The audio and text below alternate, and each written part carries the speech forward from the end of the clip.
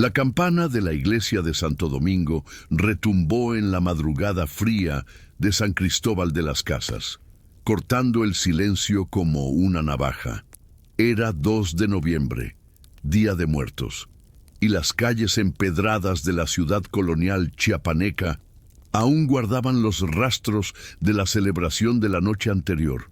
Pétalos de cempasúchil esparcidos por el suelo se mezclaban con el vapor que subía de las piedras húmedas por el sereno de la montaña.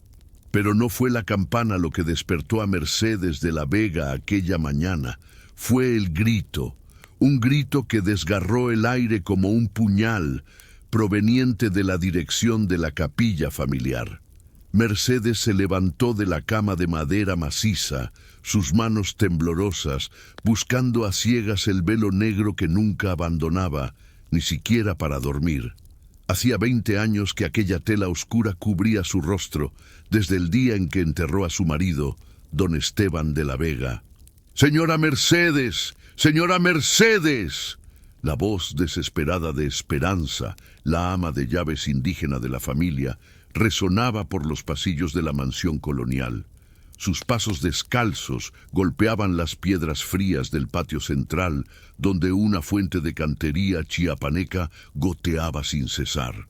Mercedes bajó las escaleras de madera que crujían bajo sus pies, el velo negro ondulando como una sombra viva. La luz tenue de las velas que Esperanza sostenía en sus manos temblorosas proyectaba sombras danzantes en las paredes de adobe, donde retratos de generaciones de los de la Vega observaban en silencio. «¿Qué pasa, Esperanza?», preguntó Mercedes con la voz ronca por el sueño interrumpido. Es don Luciano, señora. Está en la capilla. No está respirando». El mundo de Mercedes se vino abajo en ese instante.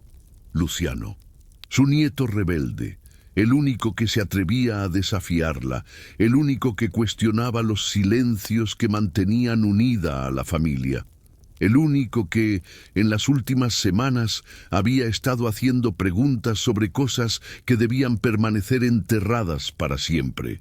Las dos mujeres caminaron por la alameda de cipreses que conducía a la capilla familiar, construida en el mismo estilo colonial de la mansión.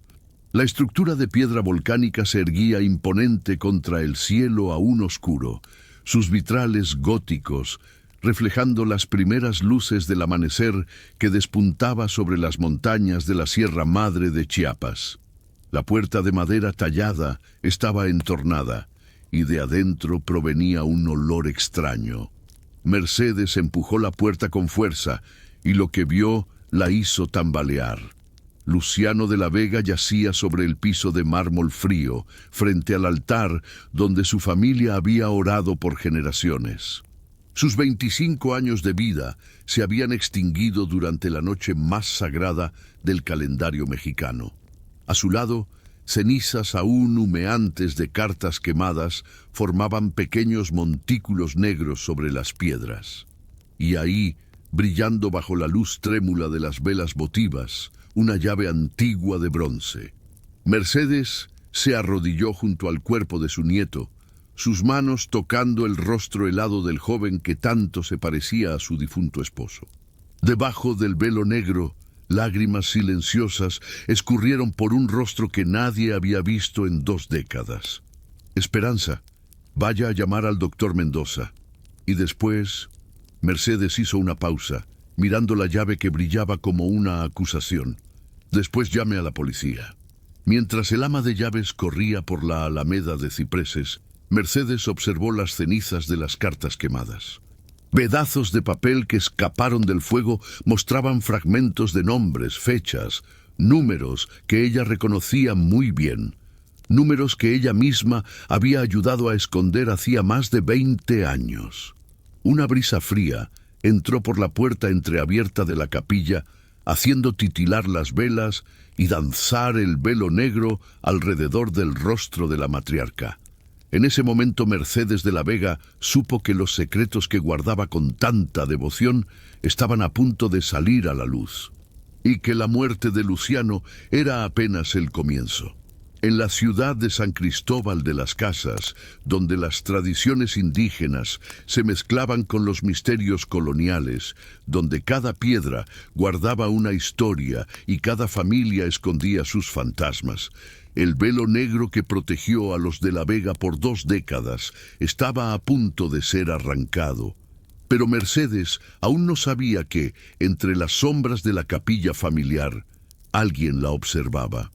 Alguien que también conocía el secreto detrás de aquella llave antigua. Alguien que tenía mucho más que perder de lo que ella imaginaba. El doctor Eleazar Mendoza llegó a la mansión de los de la Vega cuando el sol ya asomaba sobre los tejados de barro rojo de San Cristóbal de las Casas. Sus manos expertas, que habían traído al mundo a la mitad de los niños de la ciudad y cerrado los ojos de sus abuelos, temblaron ligeramente al examinar el cuerpo de Luciano. «Doña Mercedes», murmuró el médico quitándose los lentes y limpiándolos nervioso, «este joven no murió por causas naturales». Mercedes permaneció inmóvil como una estatua de piedra volcánica, el velo negro cubriendo cualquier expresión de su rostro. A su lado, Isabel de la Vega, su hija de 42 años, apretaba un rosario entre los dedos pálidos. Isabel había llegado de la Ciudad de México en la madrugada anterior para las celebraciones del Día de Muertos, como hacía todos los años. «¿Y qué quiere decir, doctor?», preguntó Isabel con la voz apenas quebrada. «Hay marcas en el cuello, señales de forcejeo, y este olor». El doctor Mendoza hizo una pausa, olfateando el aire. «Alguien usó cloroformo». En ese momento, las pesadas botas del detective Raúl Herrera resonaron en el patio de piedra de la mansión. Alto moreno, con bigote espeso típico de los hombres chiapanecos, Herrera cargaba en los hombros la confianza de quien había resuelto cada crimen en San Cristóbal durante los últimos 15 años. Pero al entrar a la capilla de los de la Vega, algo en su pecho se apretó. «Buenos días, familia de la Vega», dijo Herrera quitándose el sombrero y haciendo una reverencia respetuosa. «Lamento mucho su pérdida». Mercedes asintió en silencio, pero Isabel se adelantó. «Detective Herrera, por favor, descubra quién le hizo esto a mi sobrino. Luciano era especial para todos nosotros». Herrera comenzó a examinar la escena del crimen con ojos entrenados. Las cenizas de las cartas quemadas, la llave antigua, la posición del cuerpo, todo hablaba de secretos y de alguien desesperado por mantenerlos enterrados. «Doña Mercedes», dijo el detective acercándose a la matriarca, «necesito hacerle unas preguntas sobre su nieto». «Luciano era un buen muchacho», respondió Mercedes con la voz amortiguada por el velo. «Solo demasiado curioso para su propio bien». «¿Curioso sobre qué?». Un silencio pesado cayó sobre la capilla. Isabel cruzó una mirada nerviosa con su madre y Herrera no dejó pasar el detalle. Fue entonces cuando Tomás de la Vega apareció en la puerta de la capilla. Con 35 años, Tomás era el primo que había regresado a San Cristóbal tras hacer fortuna con negocios de café en Guatemala. Su traje bien cortado y sus zapatos italianos contrastaban con el ambiente sombrío de la capilla. Pero eran sus ojos los que llamaban la atención, fríos, calculadores, como los de un hombre que siempre va 3 pasos adelante. «¡Tío Tomás!». Isabel corrió a abrazarlo. ¡Qué tragedia! Tomás abrazó a su prima, pero su mirada permaneció fija en Mercedes y en la llave que brillaba en el piso de la capilla. «Abuela Mercedes», dijo con voz controlada, «acabo de llegar de Tuxtla Gutiérrez. Me enteré del accidente». «No fue un accidente», interrumpió el detective Herrera. «Su primo fue asesinado». La palabra asesinado retumbó en las paredes de piedra como un disparo. Tomás palideció levemente, pero recuperó la compostura con rapidez. ¿Quién podría querer hacerle daño a Luciano?», preguntó. Herrera observó con atención las reacciones de cada miembro de la familia. Mercedes seguía inmóvil como siempre, pero sus manos apretaban con fuerza el rosario. Isabel lloraba en silencio, aunque sus lágrimas parecían más de miedo que de tristeza. Y Tomás miraba fijamente la llave en el suelo. «Esa es una pregunta interesante», dijo Herrera. «Y tengo la impresión de que todos ustedes saben más de lo que me están diciendo». En ese momento Esperanza apareció en la puerta de la capilla jadeante. «Señora Mercedes, disculpe la interrupción, pero hay alguien en la puerta principal. Un hombre. Dice que necesita hablar urgentemente sobre don Luciano». «¿Quién es?», preguntó Mercedes. «No quiso dar su nombre, señora, pero dijo que tiene información sobre lo que su nieto descubrió anoche». El detective Herrera se puso de pie de inmediato. «Yo hablaré con él». Pero mientras caminaban hacia la entrada principal de la mansión, Herrera notó algo que lo hizo detenerse. Tomás se había agachado discretamente y recogido la llave antigua del piso de la capilla.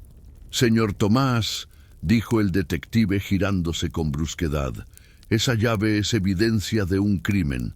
Tomás sonrió, pero fue una sonrisa que no llegó a los ojos.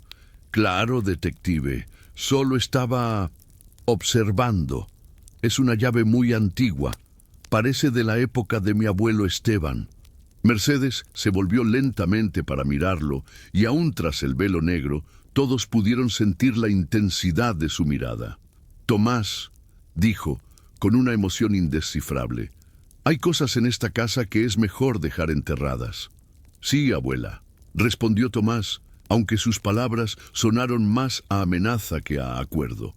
Y mientras se dirigían a encontrarse con el visitante misterioso, ninguno notó que, escondida entre las sombras de la capilla, una figura lo observaba todo en silencio.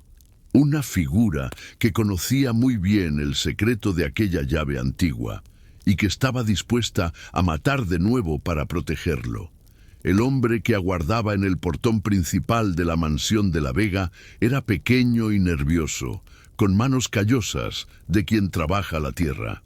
Vestía ropa sencilla de campesino chiapaneco y un sombrero de paja gastado por el tiempo. Sus ojos saltaban de un lado a otro, como si temiera ser seguido. «Soy Aurelio Morales», dijo al detective Herrera, quitándose el sombrero y revelando canas. Trabajaba para don Luciano». «¿Trabajaba en qué?», preguntó Herrera, sacando una libretita del bolsillo del abrigo. Aurelio miró nervioso a Mercedes, que se mantenía unos pasos atrás, como una sombra de luto. «Don Luciano me pagaba para encontrar cosas, documentos antiguos, papeles guardados en lugares olvidados de la ciudad». El detective sintió una punzada de curiosidad. Luciano había estado investigando algo, justo como su abuela insinuó. ¿Qué tipo de documentos? Papeles de la época de don Esteban, el difunto esposo de doña Mercedes. Contratos, cartas, registros de negocios. Aurelio bajó la voz hasta casi un susurro. Don Luciano decía que su familia no era lo que aparentaba. Mercedes dio un paso al frente, y aunque no se veía su rostro, todos sintieron la tensión en su cuerpo. «Aurelio», dijo con voz cortante como el viento frío de la montaña, «no sabes de lo que hablas». «Con todo respeto, doña Mercedes, sí sé». Aurelio se volvió hacia Herrera. «Detective, hace 3 semanas, don Luciano fue a mi casa en el barrio de Guadalupe. Dijo que había descubierto algo terrible sobre la fortuna de su familia. Algo que conectaba a los de la Vega con la desaparición de varias familias indígenas en los 2000. El silencio que siguió fue ensordecedor. Isabel soltó un quejido ahogado y se apoyó en la pared de adobe de la mansión. Tomás, que había guardado silencio hasta entonces, dio un paso al frente. «Ese hombre miente», dijo con voz helada. «Mi familia construyó su fortuna con trabajo honesto. Café, ganado, tierras compradas legalmente». «¿Compradas a quién?», preguntó Aurelio, sosteniendo la mirada gélida de Tomás. Porque los documentos que encontré cuentan otra historia. Herrera comprendió que estaba ante algo mucho más grande que un simple homicidio familiar. Aurelio, ¿dónde están esos documentos ahora? Los tenía don Luciano, detective. Anoche me dijo que iba a confrontar a su familia durante la celebración de los muertos. Dijo que ya no podía vivir con esas mentiras. Mercedes se acercó a Aurelio con pasos lentos pero decididos. Mi nieto era un soñador, dijo, siempre inventando historias, buscando misterios donde no los había. No eran historias, doña Mercedes. Aurelio sacó un papel arrugado del bolsillo de su camisa. Alcancé a salvar esto antes de que don Luciano se llevara todo. Es una copia. Herrera tomó el papel y lo examinó bajo la luz de la mañana.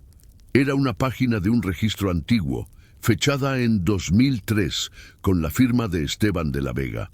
El documento hablaba sobre la transferencia forzada de familias indígenas de sus tierras ancestrales para facilitar el desarrollo de proyectos agrícolas. «Dios mío», murmuró Isabel, leyendo por encima del hombro del detective. Tomás arrebató el papel de las manos de Herrera. «Esto es una falsificación», gritó. «Mi tío Esteban jamás haría algo así». Pero Mercedes permaneció en silencio, y ese silencio dijo más que cualquier palabra. «Doña Mercedes», dijo Herrera acercándose a la matriarca, «¿usted conocía esos documentos?» Por un largo momento, solo el viento entre los cipreses rompió el silencio. Cuando Mercedes habló al fin, su voz cargaba un dolor profundo. «Mi marido hizo cosas de las que no estaba orgulloso, pero murió hace 20 años. A los muertos hay que dejarlos descansar en paz». «A los muertos, sí», dijo Aurelio. «Pero, ¿y los vivos que fueron perjudicados? Las familias que perdieron sus tierras, los que desaparecieron sin dejar rastro». Herrera sintió que se acercaba al núcleo del misterio, pero también que alguien en la familia mentía, o quizá todos. Aurelio dijo que vio a Luciano por última vez anoche. ¿A qué hora? Como a las 9, detective. Estaba muy nervioso pero decidido. Dijo que ya no importaba lo que le pasara, que la verdad tenía que salir a la luz. En ese momento, Esperanza apareció corriendo por el patio. «Señora Mercedes, señor detective», gritó sin aliento. «Encontré algo en la capilla». Todos voltearon hacia el ama de llaves, que sostenía un pedazo de papel chamuscado. «Estaba escondido debajo del altar», dijo, entregándole el papel a Herrera. «Se salvó del fuego». Herrera examinó el fragmento. Solo se leían unas cuantas palabras. «Isabel aceptó ayudar. Encuentro en la capilla a las 11. Trae la llave del cofre del abuelo». El detective alzó la vista y miró a Isabel, que se había puesto pálida como un fantasma. «Señorita Isabel», dijo con voz fría y oficial, «parece que tenemos mucho de qué hablar». Pero antes de que Isabel pudiera responder, un grito desesperado estalló desde la dirección de la capilla. Era la voz de Esperanza otra vez, pero cargada de terror puro. «¡El cofre! ¡El cofre secreto está abierto!». La carrera hacia la capilla fue como una procesión sombría. Mercedes, a sus 68 años, se movía con agilidad sorprendente, el velo negro revoloteando detrás de ella como alas de cuervo. Isabel tropezaba con las piedras irregulares del patio, las manos temblándole sin control. Tomás seguía en silencio, con los ojos brillando de una mezcla de curiosidad y algo parecido al alivio. Dentro de la capilla, detrás del altar principal dedicado a la Virgen de Guadalupe, una sección del muro de piedra volcánica había sido removida, revelando un cofre antiguo de hierro forjado. La puerta metálica estaba de par en par y su interior completamente vacío. «¿Cuándo fue la última vez que abrió este cofre, doña Mercedes?», preguntó el detective, examinando la cerradura antigua que claramente había sido abierta con la llave hallada junto al cuerpo de Luciano. Mercedes se acercó al cofre vacío con pasos vacilantes. Sus manos tocaron las paredes internas del metal frío, como buscando algo que ya no estaba. Hace más de 20 años, susurró, desde que mi Esteban murió. ¿Y qué guardaban ahí?, insistió Herrera. El silencio de Mercedes fue roto por la voz trémula de Isabel. Mamá, tiene que saber la verdad. Luciano está muerto. Ya no podemos ocultar nada. Mercedes se volvió lentamente hacia su hija, y aun a través del velo todos sintieron el peso de su mirada. Isabel, hay verdades que destruyen familias enteras, y hay mentiras que matan a gente inocente, replicó Isabel, de golpe firme. Tomás dio un paso al frente, poniéndose entre las dos mujeres y el detective. Detective Herrera, con todo respeto, mi familia está pasando por un momento muy difícil. Quizá sería mejor continuar esta conversación en otro momento. Señor Tomás, dijo Herrera con mirada penetrante, a su primo lo asesinaron hace unas horas. Este no es momento de duelo privado, es momento de justicia. Aurelio, que se había quedado en la puerta, se adelantó. Detective, yo puedo decirle qué había en ese cofre. Don Luciano me enseñó fotos de algunos documentos antes de llevárselos. Maldito mentiroso, estalló Tomás, avanzando hacia el campesino. Herrera se interpuso con rapidez. Basta, Aurelio, continúe. Eran contratos de compra de tierras, detective, pero no compras normales, documentos que mostraban cómo don Esteban forzaba a familias enteras a vender sus propiedades por casi nada. Y cuando se negaban, Aurelio miró nervioso a Mercedes, simplemente desaparecían. Isabel soltó un gemido y se apoyó en la pared de la capilla. Mamá, es verdad. ¿Papá realmente hizo esas cosas? Mercedes quedó inmóvil un largo instante. Cuando habló, su voz venía de muy hondo. Tu padre no era un mal hombre, Isabel, era ambicioso. Los 90 fueron años duros en Chiapas. La rebelión zapatista, la inestabilidad política, oportunidades que aparecían y desaparecían. Esteban hizo lo que creyó necesario para proteger a nuestra familia. ¿Y las otras familias?, preguntó Herrera. ¿Qué fue de ellas? El silencio lo rompió Esperanza. Yo sé qué pasó con ellas. Todos se volvieron hacia el ama de llaves, que raras veces hablaba si no le preguntaban. Esperanza, advirtió Mercedes, no tienes por qué. Sí, señora, sí tengo.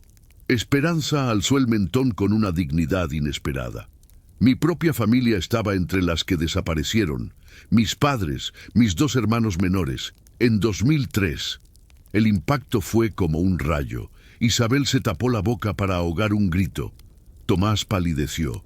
Mercedes vaciló como si fuera a desmayarse. Esperanza, susurró Mercedes. Nunca me lo dijiste. ¿Cómo iba a decirlo, señora? Usted me dio trabajo, casa, comida, pero yo siempre supe que don Esteban estaba involucrado en su desaparición.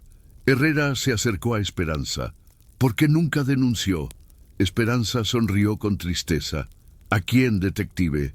Don Esteban conocía a todos los políticos, a todos los policías, y yo era una indígena sin documentos, sin familia, sin nada. ¿Quién me iba a creer? Pero Luciano sí le creyó, dijo Aurelio. Cuando descubrió la verdad, se desesperó. Dijo que haría justicia aunque le costara la vida. Tomás, que había callado durante las revelaciones, explotó. ¡Basta! Luciano era un idealista ingenuo que no entendía cómo funciona el mundo. A veces, para proteger lo nuestro, hay que tomar decisiones difíciles. ¿Decisiones como asesinar a su propio primo?, preguntó Herrera, atento a su reacción. Yo nunca... Tomás tartamudeó, pero se recuperó. Está insinuando que yo maté a Luciano. Estoy investigando todas las posibilidades. Y hasta ahora, señor Tomás, usted es el único aquí que parece más preocupado por proteger secretos que por encontrar al asesino. Entonces Isabel dio un paso al frente, con las manos temblando, pero la voz sorpresivamente firme. Detective Herrera, debo contarle algo. Algo que cambiará todo lo que piensa sobre esta familia. ¡Isabel, no!, clamó Mercedes. Sí, mamá, ya es hora. Isabel respiró hondo y miró al detective. Luciano no descubrió solo los secretos de la familia. Yo lo ayudé. Anoche yo le entregué la llave del cofre. La confesión retumbó como un trueno. Pero lo que no sabía, continuó Isabel entre lágrimas, es que alguien más conocía nuestro plan. Alguien que nos vigilaba. Mientras Isabel buscaba valor para seguir, nadie advirtió que, en las sombras de la capilla, una figura se movía en silencio hacia la salida. Una figura que había escuchado demasiado y que no podía permitir que la verdad saliera a la luz. El juego mortal apenas comenzaba. La confesión de Isabel cayó como una piedra al fondo de un pozo. Herrera escrutó cada rostro, buscando señales de sorpresa genuina o fingida. Mercedes seguía inmóvil, pero sus nudillos se habían puesto blancos de tanto apretar el rosario. «Siga, señorita Isabel», pidió Herrera, firme pero alentador. «Hace 2 meses, Luciano me visitó en la Ciudad de México. Estaba alterado. Dijo que había encontrado documentos antiguos en la oficina del abuelo Esteban. Documentos sobre personas que habían desaparecido». «¿Y por qué lo ayudó?», preguntó Herrera. «Porque…» Isabel miró a su madre a través del velo. «Yo también tenía dudas. Durante años noté cosas extrañas, conversaciones que se detenían cuando entraba a la sala, llamadas que papá atendía de madrugada, visitas de hombres que no eran de nuestro círculo». Tomás se movió nervioso, como animal acorralado. «Isabel, estás siendo ridícula. Papá Esteban tenía muchos negocios. Es normal que…» «¡Cállate, Tomás!», lo cortó Isabel con furia. «Sabes bien de qué hablo. Estabas aquí en 2003. Viste lo que yo vi». El silencio se volvió denso como la neblina que baja de las montañas. «Señor Tomás, ¿a qué se refiere su prima?», insistió Herrera. Tomás vaciló, mirando a Isabel, a Mercedes y al detective. Al final, suspiró hondo. «Está bien. Sí, estuve aquí en 2003. Recién egresado vine a ayudar a tío Esteban, pero juro por todos los santos que no sabía que las cosas habían llegado tan lejos». «¿Qué cosas?», presionó Herrera. «Las negociaciones forzadas. Tío Esteban decía que era presión comercial normal, que todas las grandes familias hacían lo mismo para expandirse, pero luego…» Miró nervioso a Mercedes. «Luego noté que las familias que se negaban a vender simplemente desaparecían. Una noche, una familia tzótzil entera. A la semana, una familia de campesinos mestizos. Siempre de noche, sin dejar rastro». Esperanza soltó un gemido. «La mía fue un martes», susurró. «Yo estaba trabajando aquí. Cuando volví el fin de semana ya no estaban. Los vecinos dijeron que hombres armados llegaron de madrugada. Doña Mercedes, ¿usted sabía de todo esto?», preguntó Herrera. Mercedes guardó silencio. Cuando al fin habló, su voz parecía venir de siglos atrás. «Mi marido era un hombre complicado, ambicioso, sí, y protector. Decía que construía un imperio para la familia, pero yo empecé a sospechar que sus métodos eran cuestionables». «¿Y no hizo nada? ¿Está casado, detective?». «Sí, señora». «Entonces entiende lo que es amar a alguien hasta volverse ciego a sus defectos. Amaba a Esteban, y cuando por fin abrí los ojos, ya era demasiado tarde. Por eso ayudé a Luciano», dijo Isabel. «Sentí que era nuestra obligación exponer la verdad, hacer justicia por las familias desaparecidas». «Usted dijo que alguien más sabía su plan», recordó Herrera. «¿Quién?». «No lo sé, pero anoche, cuando le di la llave a Luciano, sentí que nos observaban. Y esta mañana, cuando hallamos su cuerpo…» «¿Qué?». «El cofre estaba vacío, pero anoche, cuando Luciano lo abrió delante de mí, estaba lleno de documentos. Alguien se los llevó después de su muerte». «O antes», dijo Aurelio.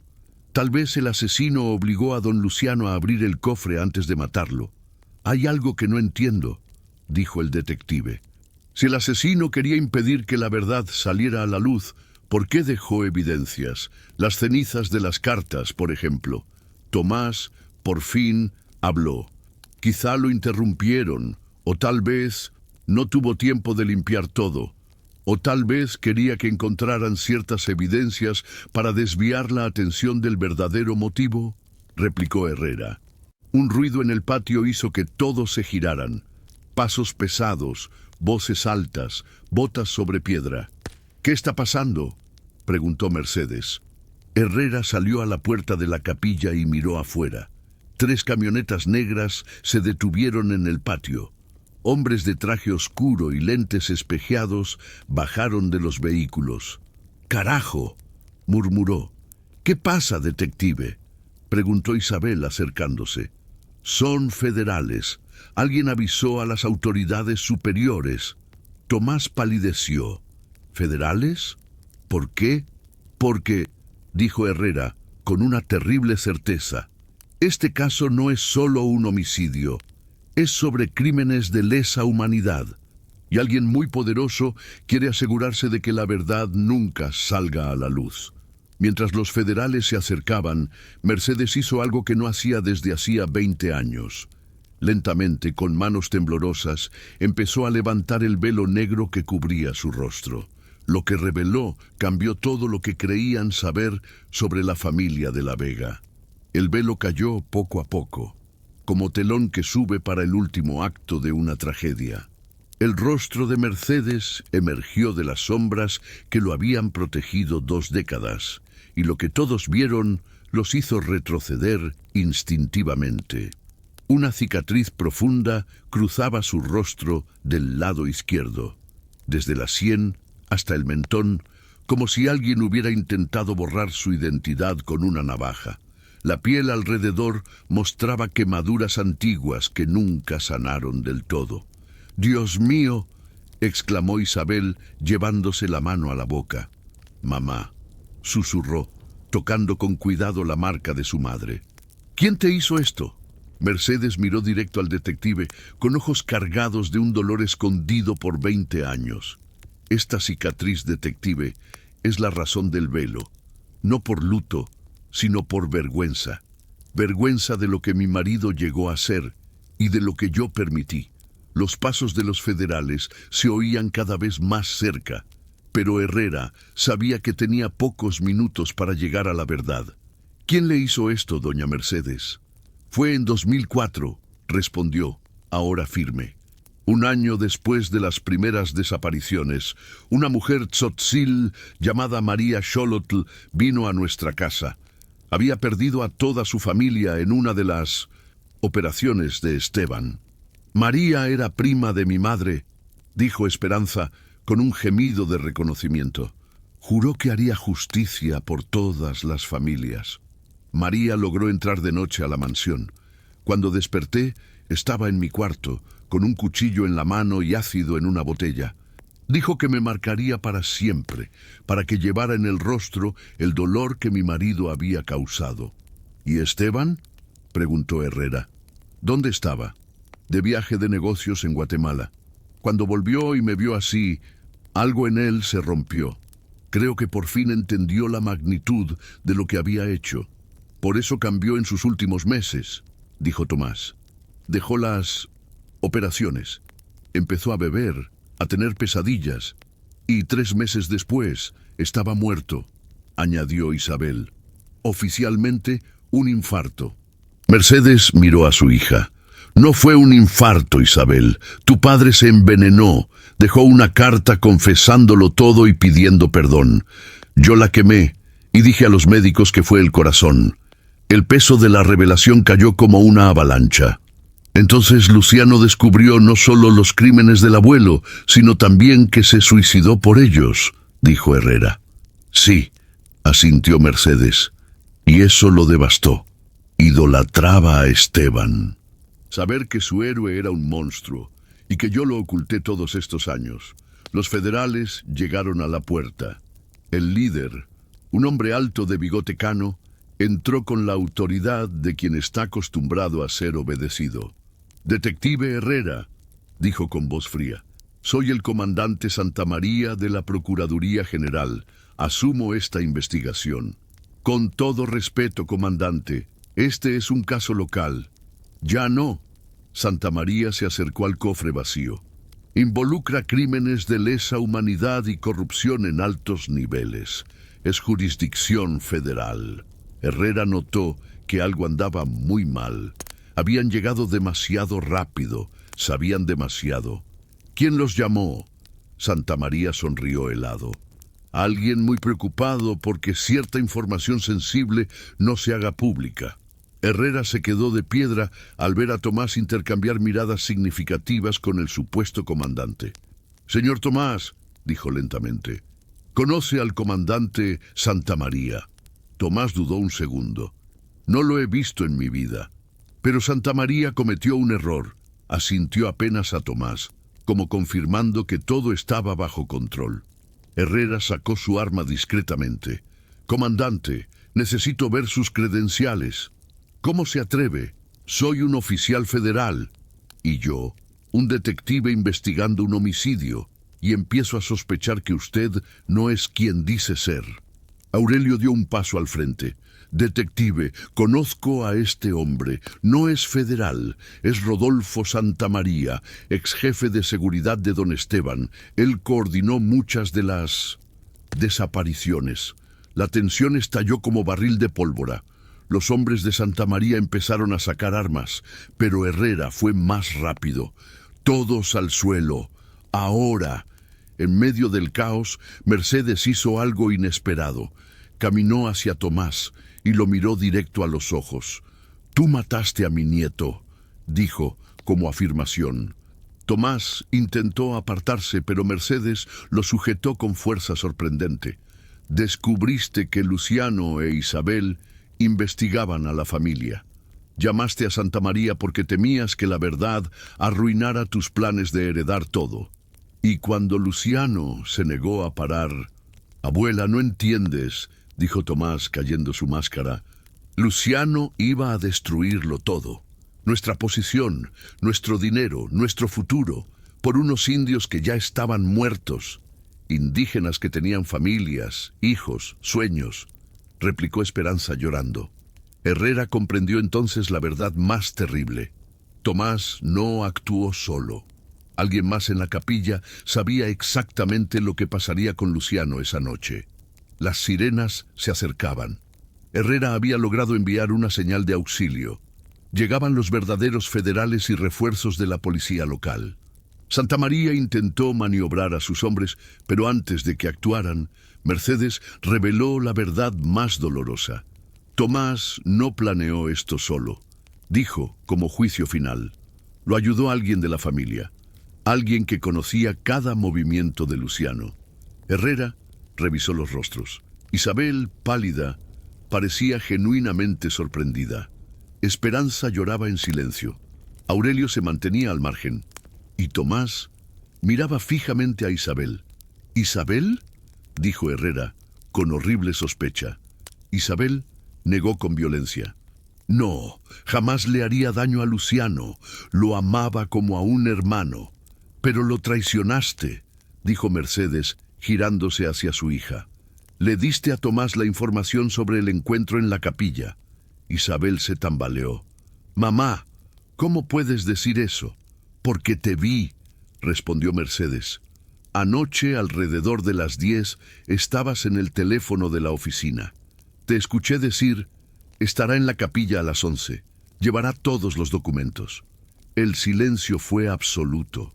Isabel miró alrededor como un animal acorralado. Yo no...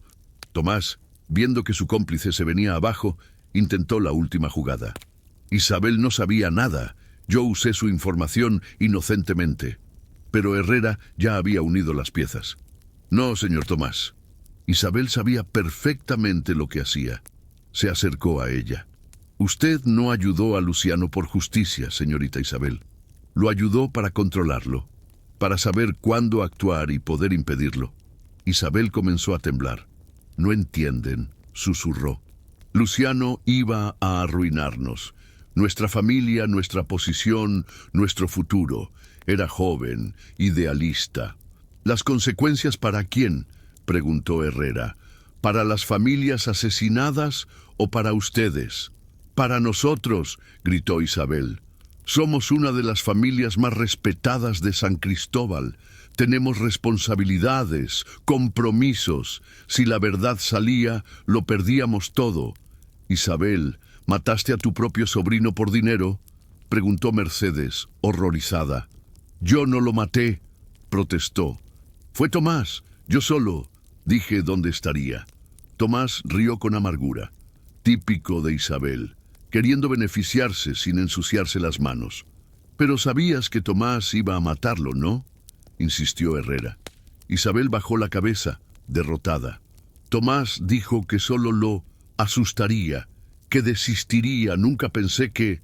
¡Mentirosa!, gritó Tomás. Tú sabías el plan. Me dijiste dónde estaba el cloroformo en la oficina de tu padre. Me diste la combinación del cofre secundario donde guardábamos las llaves antiguas. La confesión de Tomás fue una bomba. Isabel gimió y cayó de rodillas sobre la piedra. «Perdóname, Luciano, perdóname». Mercedes se acercó y, por primera vez en 20 años, tocó el rostro de alguien sin ocultarse tras el velo. «Isabel, hija», dijo con la voz quebrada, «¿en qué nos convertimos?». La policía irrumpió. Los falsos federales fueron reducidos. Santa María intentó huir por detrás, pero Aurelio lo capturó por la puerta lateral. Este hombre coordinó los asesinatos de más de 40 personas, dijo Aurelio, entregándolo, incluida mi familia. Herrera esposó a Tomás e Isabel. Tomás de la Vega queda detenido por el asesinato de Luciano de la Vega. Isabel de la Vega queda detenida como cómplice y por obstrucción a la justicia. Mientras los llevaban, Mercedes se quedó sola frente al cofre vacío que guardó los secretos tantos años. Esperanza se acercó. «Señora Mercedes, ¿qué va a pasar ahora?». «Ahora, Esperanza, haremos lo que debió hacerse hace 20 años». Respiró hondo. «Diremos la verdad, toda la verdad». «Doña Mercedes», dijo Herrera, «necesitaré su testimonio completo sobre los crímenes de su marido y todo lo que supo o sospechó». «Detective», respondió mirándolo a los ojos, sin el velo que la protegió 2 décadas, «estoy lista para hablar. De todo».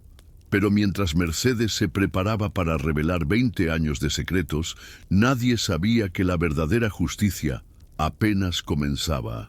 Porque en San Cristóbal de las Casas, donde a los muertos se les honra y los vivos cargan el peso de sus decisiones, hay verdades capaces de despertar fantasmas que nunca descansaron en paz.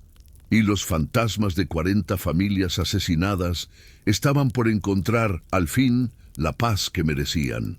3 meses después, la ciudad había cambiado para siempre. La mansión de los de la Vega, símbolo de poder y respetabilidad por décadas, ahora estaba vacía y silenciosa. Las ventanas coloniales permanecían cerradas y la alameda de cipreses que llevaba a la capilla se había vuelto un lugar de peregrinación para las familias de las víctimas. Mercedes caminaba por la plaza central, el rostro descubierto, enfrentando miradas curiosas y a veces hostiles. La cicatriz ya no era motivo de vergüenza, sino recordatorio de la herida que su familia había causado. A su lado, Esperanza llevaba un ramo de cempasúchil. «¿Está segura de querer hacer esto, señora?», preguntó, ya más amiga que empleada. «Segura, Esperanza, es lo mínimo». Fueron al Panteón Municipal, donde se creó una nueva sección. Ahí, 43 cruces de madera sencilla marcaban las tumbas simbólicas de las familias desaparecidas entre 2000 y 2004. Cada cruz tenía un nombre, fecha de nacimiento y las palabras «presente en la memoria». El detective Herrera las encontró junto a las tumbas, como cada semana desde que el caso cerró. «Doña Mercedes», dijo, quitándose el sombrero. «¿Cómo se siente?». «Mejor», respondió, dejando flores en la tumba simbólica de la familia de Esperanza. «Por primera vez en 20 años duermo sin pesadillas». El juicio de Tomás e Isabel conmocionó a México. Tomás fue condenado a 30 años por el asesinato de Luciano y por complicidad en los crímenes de Esteban. Isabel recibió 15 como cómplice. Santa María y sus hombres, cadena perpetua por crímenes de lesa humanidad. ¿Y la mansión?, preguntó Herrera. Será un centro de memoria, dijo Mercedes. Un lugar para contar y preservar las historias de las familias desaparecidas. Esperanza lo dirigirá. Esperanza sonrió entre lágrimas. Mi familia por fin tendrá un lugar para ser recordada. Aurelio Morales se acercó. Ahora trabajaba en el centro de memoria, ayudando a otras familias a encontrar información. Doña Mercedes, dijo, hoy llegaron 3 familias más. De Comitán. Parece que los crímenes de don Esteban fueron más extensos de lo que imaginábamos. Las ayudaremos a todas, asintió Mercedes. Es nuestra obligación. Herrera observó la transformación de la mujer que se escondió tras un velo. El dolor seguía en sus ojos, pero ahora era dolor compartido, buscando redención a través de la verdad. Detective, dijo Mercedes, hay algo que nunca le pregunté. ¿Por qué no se rindió cuando aparecieron los falsos federales? Habría sido más fácil. Herrera miró las cruces. Porque, doña Mercedes, un policía que no busca la verdad no es policía. Solo es un hombre con una placa. Mercedes sonrió por primera vez en meses. A Luciano le enorgullecería saber que su muerte no fue en vano. No lo fue, dijo Esperanza. Murió para que la verdad saliera a la luz. Y aquí está, libre como el viento de las montañas. Guardaron silencio unos minutos. El sol de la tarde doraba las montañas chiapanecas y el aroma a cempasúchil se mezclaba con el aire limpio de altura. ¿Sabe qué es lo más irónico?, dijo Mercedes. Esteban decía que construía un legado para la familia. Al final, el legado que dejó fue la destrucción de todo lo que decía proteger. Pero usted está construyendo otro, observó Herrera. Un legado de verdad y reparación. Mercedes tocó su cicatriz, recordando a María Xolotl, la tzótzil que intentó hacer justicia por mano propia. María tenía razón, dijo. Yo necesitaba cargar en el rostro el dolor que causamos. Pero ahora entiendo que no basta con cargarlo. Hay que transformarlo en algo que honre a los muertos y ayude a los vivos. Al alejarse del panteón, Esperanza miró una última vez las tumbas. Mamá, papá, mis hermanos, susurró en su lengua. Ya pueden descansar. La verdad por fin salió a la luz. En la plaza central, la vida siguió. Vendedores ambulantes, niños corriendo entre arcos coloniales, la campana de la catedral marcando las horas. Pero algo había cambiado. Una verdad enterrada 20 años salió a la luz. Y con ella no solo justicia, también la posibilidad de sanar. Mercedes caminó por las calles empedradas, el rostro descubierto, reflejando la luz dorada del atardecer. El velo negro descansaba ahora en un cajón de su antigua casa. Recuerdo de cuando la verdad parecía insoportable. Pero la verdad, como aprendió Mercedes, no es para esconderse. Es para enfrentarse, abrazarse y, cuando hace falta, usarse como herramienta de redención. Y mientras el sol se ponía sobre la Sierra Madre de Chiapas, las sombras del pasado cedían ante la luz de un futuro donde los muertos pudieran descansar en paz y los vivos llevar sus memorias con dignidad. La verdad detrás del velo negro había sido revelada, y con ella San Cristóbal de las Casas aprendió que a veces la única manera de honrar a los muertos es asegurando que sus historias nunca se olviden. En la ciudad donde a los muertos se les celebra y la memoria es sagrada, la familia de la Vega encontró por fin su verdadera herencia. No el poder construido sobre el silencio y la violencia, sino la redención nacida del valor de enfrentar la verdad. Y esa, quizá, era la única herencia que realmente valía la pena preservar.